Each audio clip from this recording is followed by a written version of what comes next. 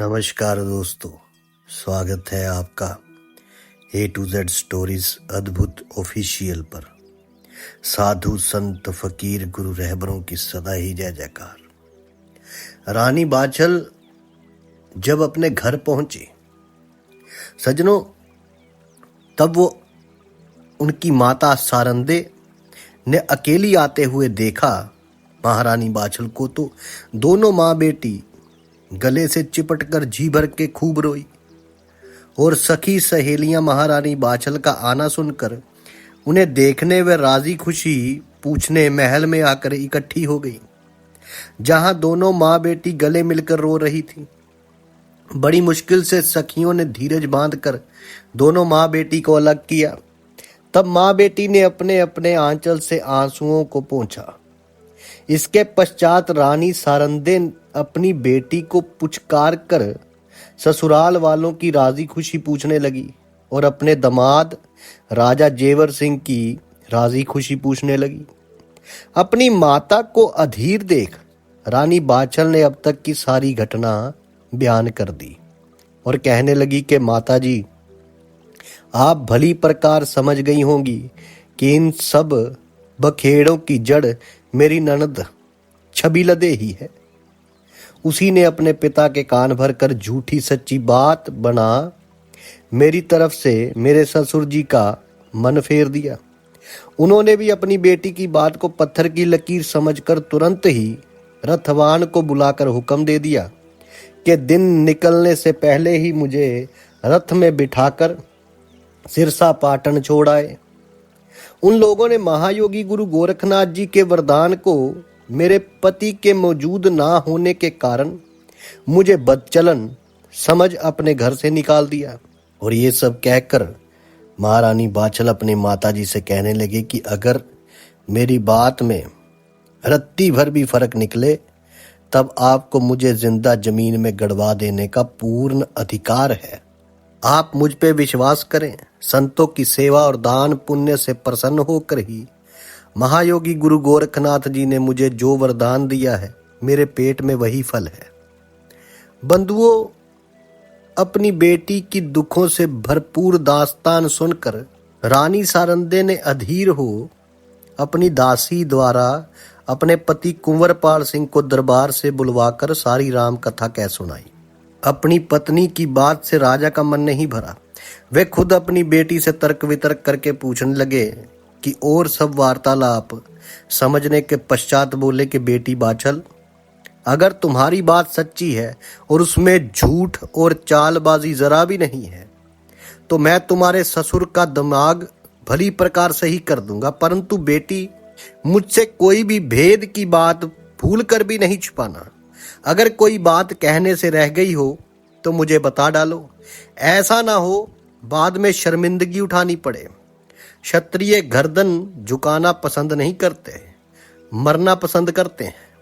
अपने पिता कुंवरपाल सिंह की बात सुनकर रानी बाछल बोली, पिताजी, मुझे अफसोस के साथ कहना पड़ता है कि आप अपनी बेटी को भली प्रकार समझ ही नहीं पाए।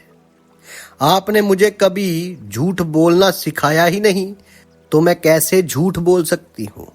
झूठ, सच, छल फरेब, चोरी सब माता पिता की ही देन बच्चों को होती है। सब कुछ समझते हुए भी आप ऐसी बात कहकर मेरा अविश्वास क्यों कर रहे हो? अगर मेरी बात में बाल भर भी फर्क हो तो आप मुझे जमीन में गड़वा देना। आप देख लेना कि आपकी बेटी मर जाने के बाद भी सतवंती ही कहलाएगी। अपनी बेटी की बात सुनकर राजा कुंवरपाल सिंह संतुष्ट हो काफी धीरे इधर कहने लगे कि बेटी, तुम्हारी बात ठीक तो निकलेगी, फिर भी मैं परीक्षा लेना चाहता हूं। मैं अपने महल के भीतर कुआं खुदवा कर कच्चे सूत के धागे से बुना पलंग उस पर बिछवाऊंगा। अगर तुम उस पलंग पर सुख से सो गई और पलंग का कोई धागा ना टूटा तो तुम्हारी ससुराल को चिट्ठी लिखकर तुम्हारे ससुर का दिमाग सही कर दूंगा, जो वे भी सदा याद किया करेंगे कि मेरा किससे पाला पड़ा था। यदि सूत के धागे तुम्हारे बैठते ही टूट गए और तुम उस मौत के कुएं में गिरकर मर गई तो अपनी मूंछ नीची कर कर मुंह छिपाकर चुपचाप ही हरी इच्छा बलवान कहकर घर में रहूंगा। अपने पिता की बात सुनकर महारानी बाचल ने परीक्षा देनी स्वीकार करके कहा कि पिताजी, आप मेरी परीक्षा बड़ी खुशी से लें। किसी ने क्या ठीक कहा है, सांच को आंच कहा। अब महारानी की परीक्षा की बात शुरू हो गई। प्यारे बंधुओं, महारानी बाचल ने जब अपने पिता की कही शर्त स्वीकार कर ली, तब राजा कुंवरपाल सिंह ने राजमिस्त्री को बुलाकर महल के आंगन में काफी गहरा कुआं खुदवाया, जिसके भीतर कीकर के कांटे और नोकदार कांच के टुकड़े, लोहे के कांटेदार दार भी उस कुएं में भरवा दिए, जिसके ऊपर कच्चे सूत का बुना पलंग बिछवाकर बहुत आहिस्ते से सफेद चादर बिछा हल्का सा तकिया भी रखवा दिया और अपनी बेटी रानी बाचल को उस पर सोने की आज्ञा दे दी। जिसे सुनकर सारे महल के दास दासी, नौकर चाकर माता सारंदे के पास शीघ्र पहुंचकर सारी घटना बयान की। आपकी बेटी मौत के मुंह में समा जाएगी। दास दासियों द्वारा अपने पति की इस प्रकार की हरकत सुन रानी सारंदे वहां से रोती रोती दौड़ी जहां कुएं के पास बाछल और राजा कुंवरपाल सिंह खड़े हुए थे। सारंदे अपने पति से नैन झल्द रोते हुए बोली, अगर तुम्हें मेरी राजदुलारी की हत्या ही करनी है तो इस प्रकार तड़पा तड़पा कर मारने से क्या लाभ। इससे तो बेहतर है ये तलवार लेकर एक ही वार में सिर धड़ से अलग कर दो। अपनी माता को अति अधीर देख रानी बाचल कहने लगी, माता, आप बिना वजह धीरज खो बैठी हो। क्या आपने ये दोहा नहीं सुना, जाको राखे साइयां, मार सके ना कोई, बाल ना बांका कर सके, जो जग बैरी होए। अब माता जी अपनी बेटी को मामूली हाड़ मास की पुतली समझ रखा है। ये बात रानी बाचल जी ने कही। अगर मैं सच्ची हूं और मेरे गुरु महायोगी गुरु गोरखनाथ जी महाराज का वरदानी फल मेरे उदर में है तो ये कच्चे धागे लोहे से भी मजबूत बन जाएंगे। माता जी, आप इसलिए घबरा रही हैं कि आपको कोई सतवंती नारी देखने को मिली ही नहीं है।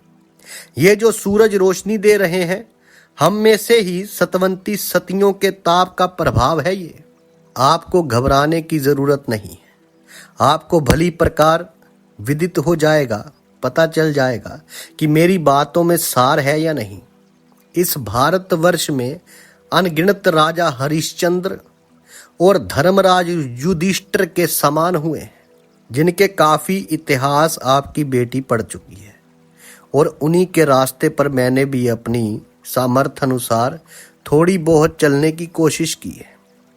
उन्हीं की तरह थोड़े बहुत कष्ट भी उठाए, परंतु जिस प्रकार उनके नामों की कीर्ति तीनों लोकों में फैली है, उसी प्रकार तुम्हारी इस बेटी की भी फैल सकती है। अभी तो भगवान मेरी भक्ति की परीक्षा ही ले रहे हैं।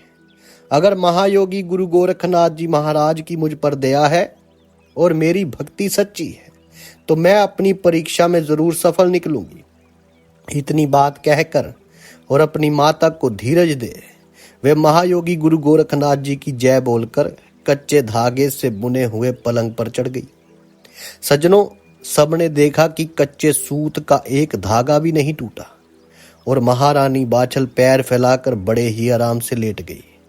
राजा कुंवरपाल सिंह व रानी सारंगदे ने जब अपनी बेटी को इस प्रकार पैर फैलाकर लेटे देखा तो उनकी खुशी का ठिकाना न रहा। उन्होंने तुरंत ही अपना खजाना खोलकर हीरे मोती का दान गरीबों में, फकीरों को दिल खोल कर दिया। पंडित पुजारी लोगों ने भी रानी सारंगदे से भारी दान दक्षिणा प्राप्त की। इधर तो रानी दान दक्षिणा देने में लगी थी, उधर राजा कुंवरपाल सिंह ने महाराज उमरपाल सिंह को एक पत्र लिखा, जिसका सारांश आपसे हम साझा करेंगे अगली वीडियो में, और आगे क्या होता है वो भी आपसे वार्तालाप करेंगे। तब तक के लिए आप सबका धन्यवाद। आप सबके भीतर बसे उस परमात्मा को मेरा प्रणाम। साधु संत फकीर गुरु रहबरों की सदा ही जय जयकार। अड़क निरंजन।